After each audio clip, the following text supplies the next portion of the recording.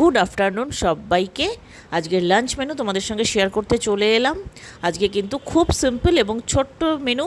ভাত রয়েছে, উচ্ছে চচ্চড়ি রয়েছে, আর এখানে ডিম কষা রয়েছে। রোববার হলেই যে চিকেন মাটন খেতে হবে তার কিন্তু কোনো মানে নেই।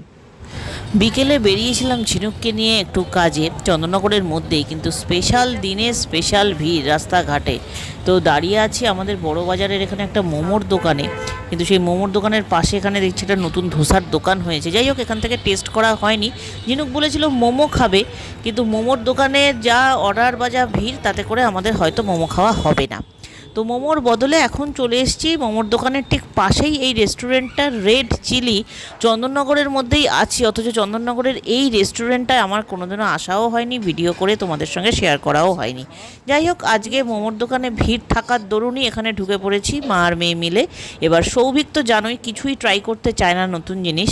তো ঝিনুককে বললাম ঠিক আছে আজকে চল চপসি খাওয়া যাক, কারণ চাইনিজের মধ্যে চপসি জিনিসটা আমাদের খুব কমই খাওয়া হয়, যেহেতু সৌভিক চাউমিনটা প্রেফার করে, তো নয় রাইস নয় চাউমিন। তো আজকে দেখো এখানে অর্ডার করে দিয়েছি মিক্সড চপসি। এটা কিন্তু আমেরিকান চপসি। এবারে এই আমেরিকান আর চাইনিজ চপসি, এটা নিয়ে একটা ভীষণ বিতর্ক আছে, অন্তত আমার লাইফে বিরাট বড় কোশ্চেন মার্ক আছে। আর রয়েছে চিকেন কুরকুরে টাইপের একটা আইটেম।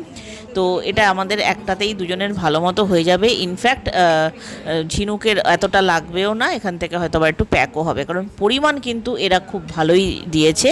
আর এটার দাম পড়েছে আমার 295।